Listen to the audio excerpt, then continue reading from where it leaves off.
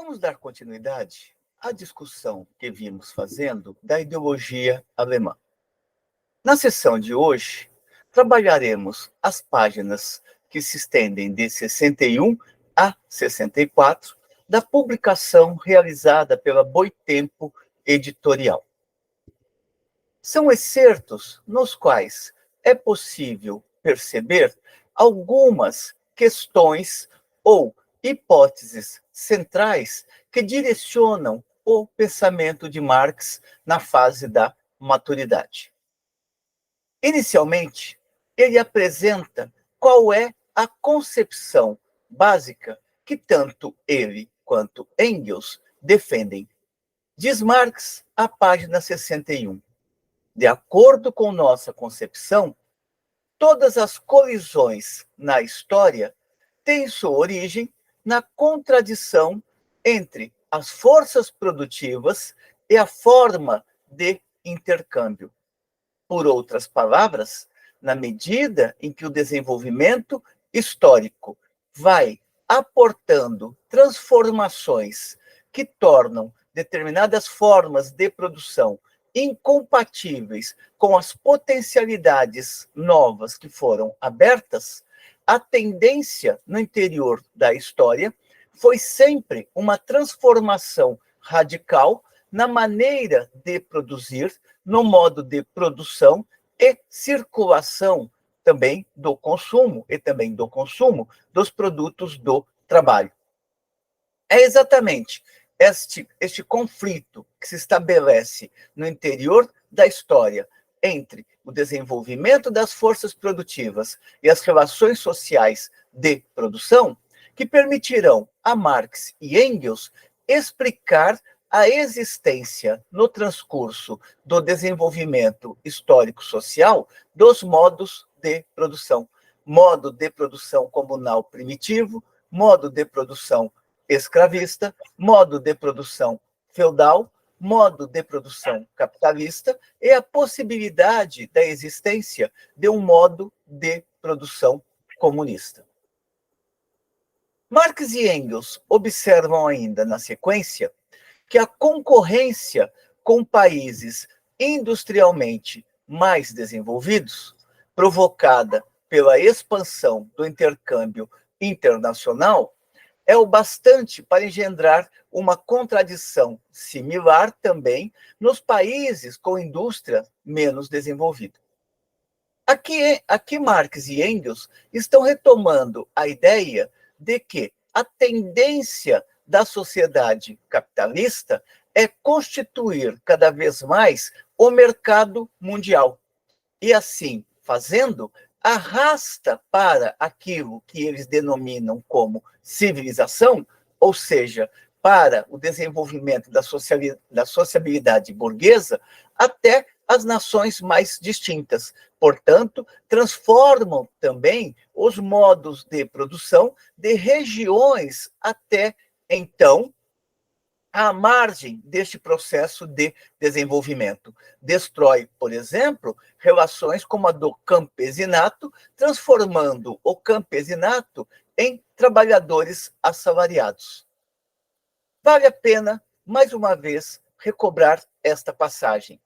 A concorrência com países industrialmente mais desenvolvidos, e concorrência na medida em que os capitais concorrem entre si, provocada pela expansão do intercâmbio internacional, aquilo que Marx chamaria por mercado mundial, é o bastante para engendrar, portanto, produzir, uma contradição similar também nos países com indústria menos desenvolvida, ou seja, aqueles territórios que ainda estavam à margem do desenvolvimento sócio-histórico colocado em marcha pela burguesia, passam a se integrar à esfera da sociedade do capital. A concorrência, por sua vez, observarão Marx e Engels, isola os indivíduos uns dos outros, não apenas os burgueses, mas ainda os proletários, apesar de agregá-los. Aqui Marx está apontando para uma dupla necessidade ou um processo imanente ao desenvolvimento sócio-histórico da burguesia.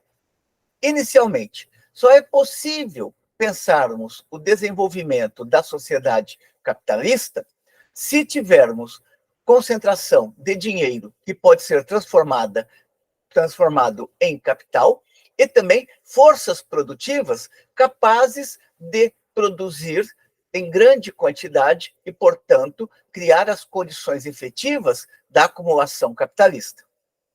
Por outro lado, este desenvolvimento sócio-histórico, se de um lado ele aproxima os indivíduos, uma vez que eles precisam trocar o produto dos seus respectivos trabalhos no mercado, este mesmo desenvolvimento isola os indivíduos. Isola os burgueses, porque cada burguês está procurando olhar para o seu único interesse, para o seu interesse individual. Cada burguês está preocupado em vender suas próprias mercadorias, em comercializar suas próprias mercadorias.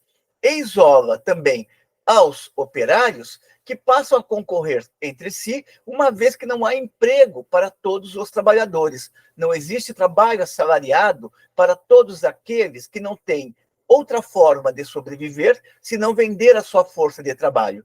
Portanto, a concorrência, ela isola os indivíduos, uns dos outros, isola aos burgueses, na medida em que estes só estabelecem relações sociais na medida em que se veem compelidos a vender suas mercadorias ou obter as matérias necessárias, matérias-primas necessárias para produzir suas mercadorias, e isola os trabalhadores na medida em que estes passam a concorrer entre si. A superação desta situação só pode ocorrer, segundo Marx e Engels, na sociedade comunista, momento no qual as forças produtivas do trabalho serão reapropriadas pelo coletivo para gerenciar efetivamente a vida coletiva, atendendo às necessidades reais coletivas. Daí, Marx e Engels observarem que, por isso, transcorre sempre um longo período antes que os indivíduos possam efetivamente se unir. Os meios necessários, as grandes cidades industriais e as comunicações acessíveis e rápidas têm de primeiro ser produzidos pela grande indústria. Todo o poder organizado em face destes indivíduos que vivem isolados e em relações que diariamente reproduzem o isolamento, só podem ser vencidos após estas longas lutas.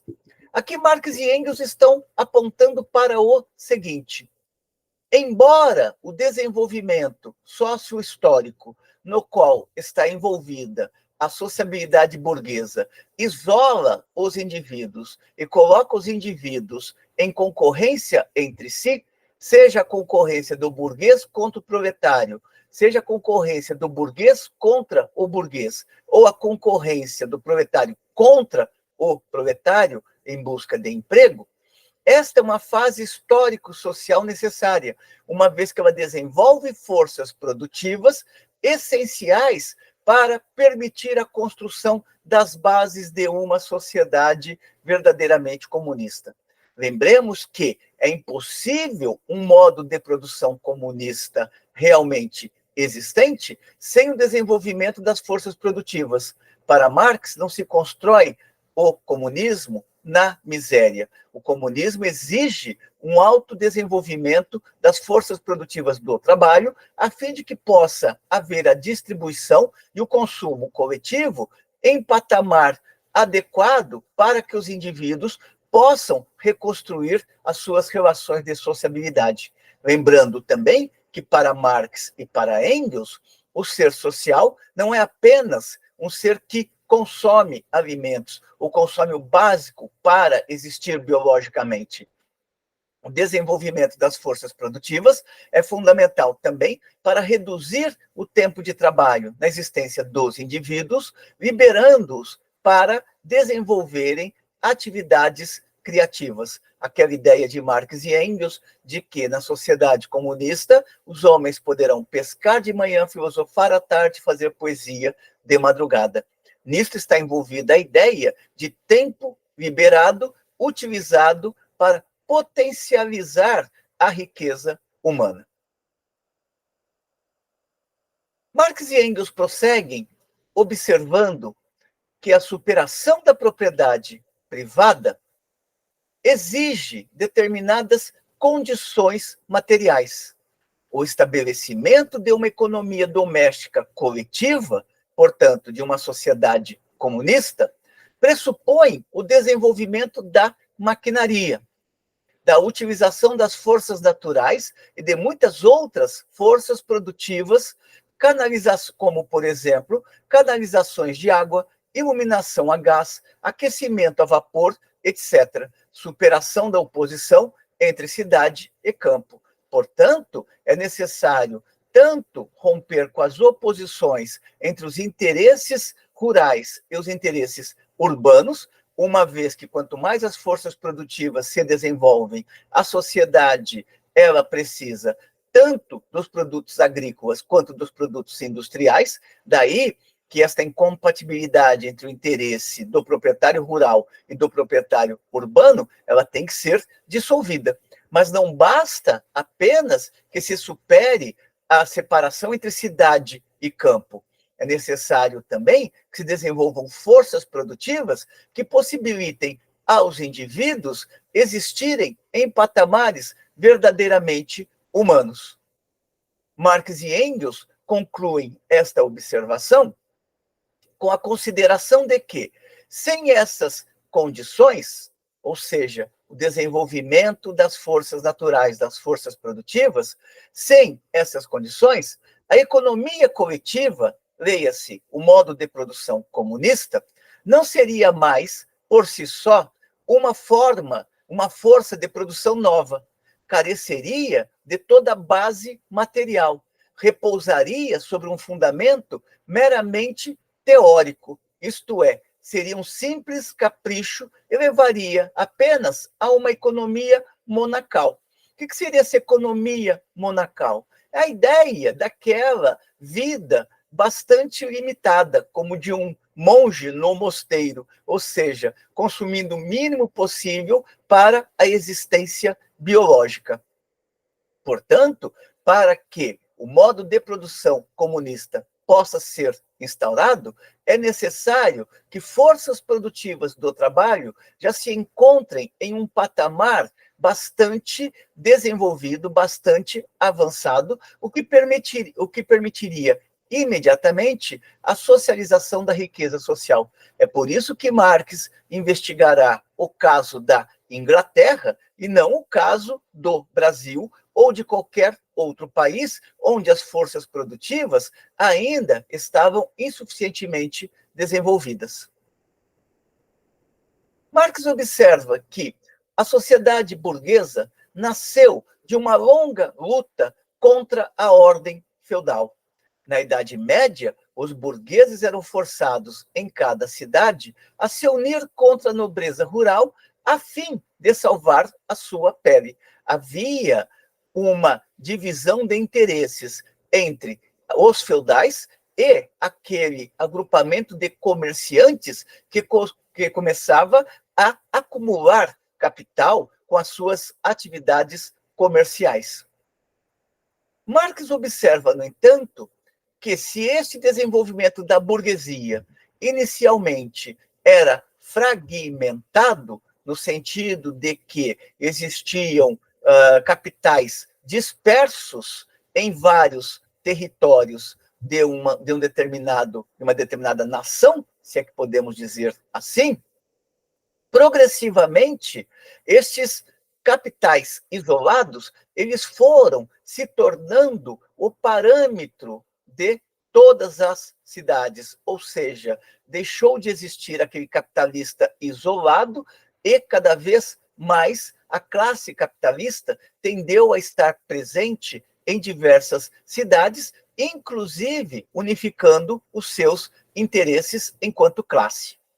Daí Marx e Engels observarem: das muitas burguesias locais, das diversas cidades, nasceu, pouco a pouco, a classe burguesa, ou seja, aquela que passou a deter os meios de produção necessários para produzir o desenvolvimento da sociedade capitalista. As condições de vida dos burgueses singulares, ou seja, de cada burguês individual, pela oposição às relações existentes e pelo tipo de trabalho de que daí resultava, transformaram-se em condições que eram comuns a todos eles e, ao mesmo tempo, independentes de cada um individualmente. Portanto, estes capitais isolados colocam em marcha uma determinada forma de sociabilidade que acaba sobrepassando a esfera de cada indivíduo em particular.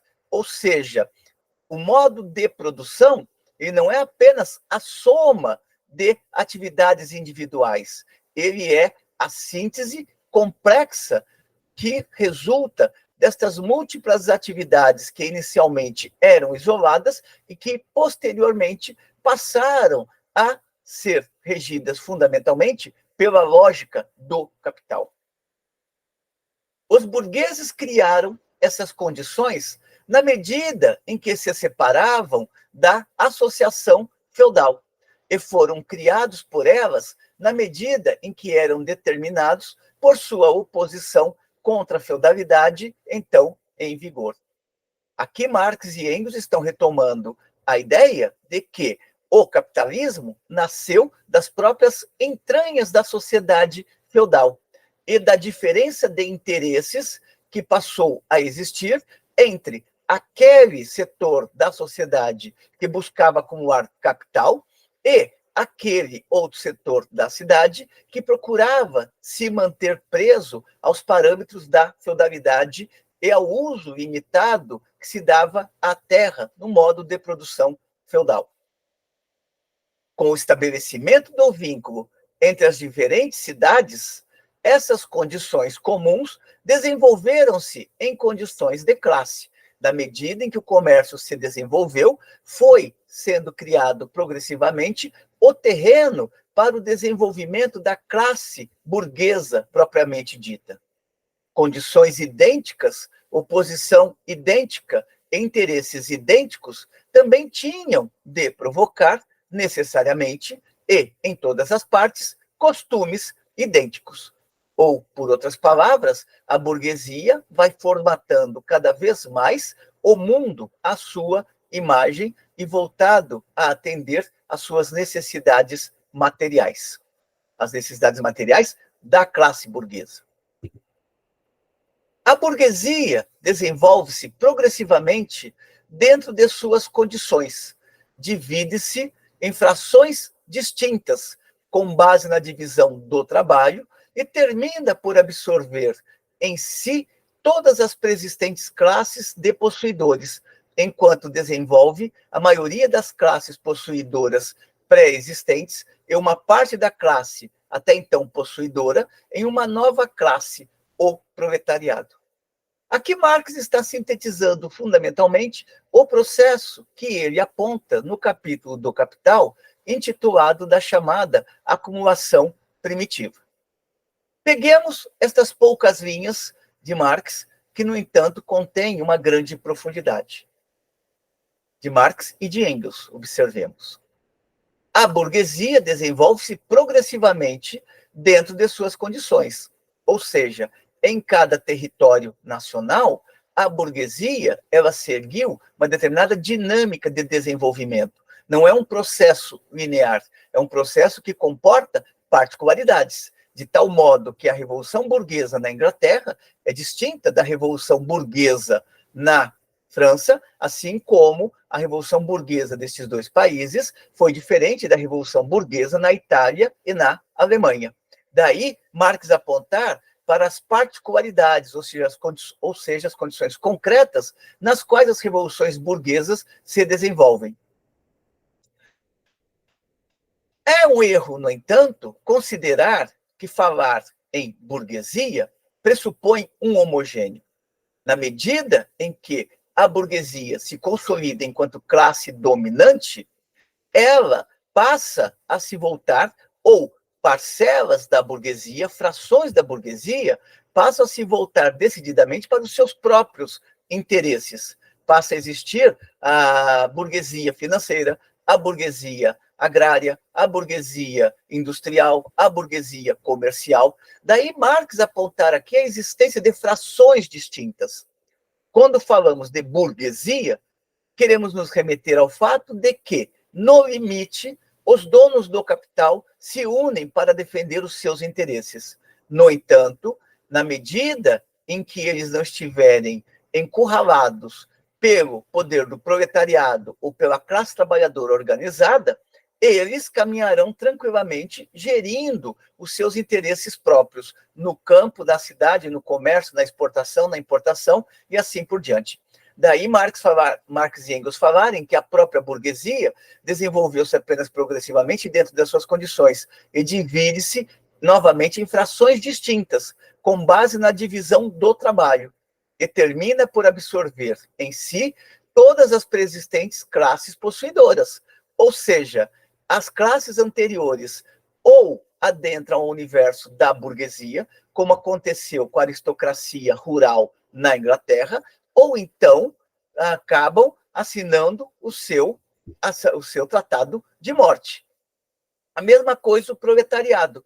O proletariado ele vai ser constituído não apenas pelo campesinato que perdeu as suas terras, mas também vai ser constituído pelos antigos artesãos, vai ser constituído pelos setores, pelos estratos médios em declínio. Portanto, o proletariado também ele resulta de um amálgama de várias dimensões do mundo do trabalho ou do universo do trabalho. Os indivíduos, prosseguindo aqui, em frações distintas, com base na divisão do trabalho, e termina por absorver em si todas as preexistentes classes de possuidores, enquanto desenvolve a maioria das classes possuidoras pré-existentes e uma parte da classe, até então possuidora, em uma nova classe, o proletariado. Portanto, Marx está mostrando aqui que o fato de ter propriedade privada na Idade Média não vai garantir ao indivíduo que, posteriormente, os seus descendentes tenham sido convertidos em proletários na medida em que o capital destruiu a estrutura feudal no campo. Na medida em que a propriedade anterior é transformada em capital industrial ou comercial. Lembremos, por exemplo, como que, para abastecer a indústria lanífera, todo o campo inglês, fundamentalmente, teve que ser transformado de campo feudal em campo capitalista. Os indivíduos singulares formam uma classe somente na medida em que têm de promover uma luta contra uma outra classe. E aqui, ambos estão se remetendo ao fato de que, por classe social, entendem, de um lado, os possuidores dos meios de produção e, de outro lado, aqueles que estão despossuídos dos meios de produção. De um lado, os burgueses, de outro, os proletários. Lembrando que, de um lado e de outro, mas que ambos formam uma unidade dentro da totalidade social, que é o modo de produção capitalista. Tanto o capital ele está intimamente ligado ao trabalho, quanto o trabalho está intimamente ligado ao capital enquanto formação histórica específica. Os indivíduos singulares formam uma classe somente na medida em que têm de promover uma luta contra uma outra classe. De resto, eles se posicionam uns contra os outros, como inimigos na concorrência. Por outras palavras, o proletariado, ele se unifica em determinadas circunstâncias enquanto classe, mas, na maior parte do tempo, disputam espaço no interior da sociedade, concorrem entre si através das suas lutas corporativas. Observemos, por exemplo, que a luta sindical é uma luta corporativa. Ela não é uma luta que aponta para um desenvolvimento da consciência de classe.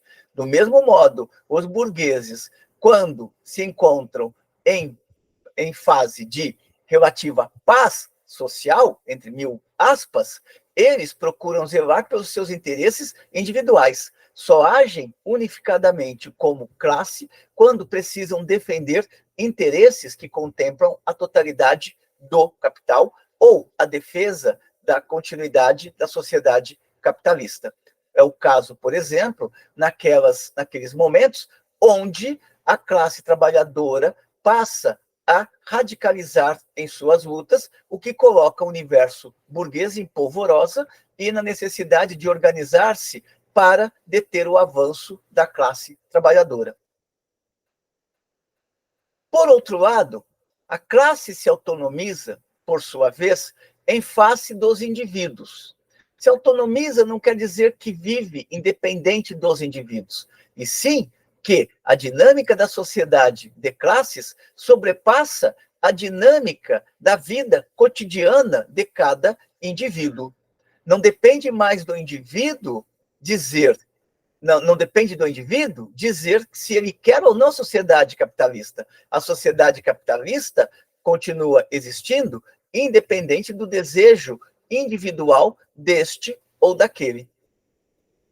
Por outro lado, a classe se autonomiza, por sua vez, em face dos indivíduos, de modo que estes encontram suas condições de vida predestinadas, ou seja, quando nascemos, por exemplo, já nascemos dentro da sociedade capitalista.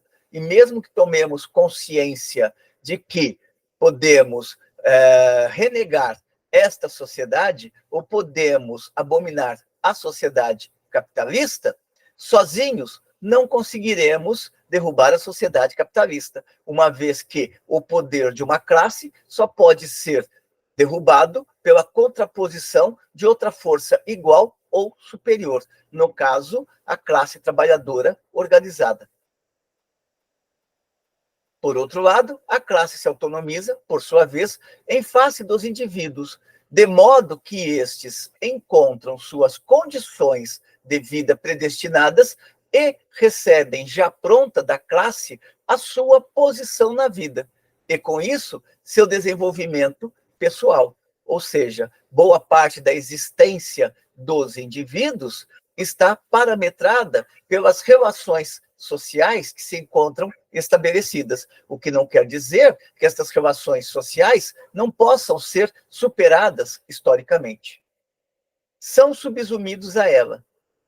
É o mesmo fenômeno que o da subsunção dos indivíduos singulares à divisão do trabalho, e ele só pode ser suprimido pela superação da propriedade privada e do próprio trabalho, o que vai implicar, por sua vez, a luta de classes, portanto, a contraposição de forças iguais na luta, ou então de uma força superior do proletariado em relação à burguesia. Esta subsunção, portanto, este domínio do indivíduo pelas relações sociais estabelecidas, esta subsunção dos indivíduos à classe transforma-se, ao mesmo tempo, numa subsunção a toda forma de representações, etc., no sentido de que o indivíduo incorpora também os referenciais ideológicos, políticos, religiosos, jurídicos, que são produzidos no terreno da supraestrutura. Portanto, as relações materiais produzem não apenas indivíduos subordinados a determinadas condições de trabalho, mas também indivíduos que são influenciados pelas manifestações supraestruturais que brotam da infraestrutura da sociedade, portanto, das relações econômicas estabelecidas na sociedade. E isso seja na sociedade capitalista ou em outro modo de produção. É bom lembrar. Esse desenvolvimento dos indivíduos nas condições comuns de existência dos estamentos, como era o caso na Idade Média, e das classes, como é o caso da sociedade burguesa, esse desenvolvimento dos indivíduos nas condições comuns de existência dos estamentos e das classes que historicamente se sucedem ao longo da história e nas representações gerais que lhes foram impostas, pode-se, então, imaginar que nestes indivíduos estarão contidos em cada modo de produção o resultado de todos os desenvolvimentos sociais anteriores. Daí ser possível falar do ser genérico, ou seja, em cada homem está contido todo o desenvolvimento anterior do processo civilizatório, ou seja, todo o desenvolvimento anterior da civilização. Esse desenvolvimento dos indivíduos nas condições comuns de existência dos estamentos e das classes que, historicamente, se sucedem e nas representações gerais que, por essa razão, lhes foram impostas, pode-se, então, facilmente imaginar que nestes indivíduos desenvolveu-se o gênero ou o homem, ou que eles desenvolveram o homem. Marx e Engels concluem estes fragmentos, na página 64, com a seguinte observação: esta subsunção dos indivíduos, portanto, esta subordinação dos indivíduos a determinadas classes, não pode ser superada antes que se forme uma classe que já não tenha nenhum interesse particular de classe a impor à classe dominante. E aqui Marx e Engels estão falando, efetivamente, do proletariado. Lembremos que na leitura de Marx e Engels, o proletariado precisa romper as cadeias que o prendem à sociedade de classes, ou como diz Marx na introdução à crítica à filosofia do direito de Hegel, os proletários não têm nada a perder, senão as próprias cadeias dentro das quais estão aprisionados. Com estes elementos que se estendem da página 61 até a página 64, encerramos a discussão destes fragmentos ou destes apontamentos realizados por Marx e Engels e que contribuem para esclarecer um pouco mais a base do pensamento de ambos. Espero que tenham gostado da discussão. Como sempre, encaminhem suas considerações positivas ou negativas, que de nossa parte continuaremos aqui resgatando estes textos que podem contribuir para o esclarecimento e a formação das jovens gerações de estudantes e das jovens gerações de pesquisadores. Até uma próxima.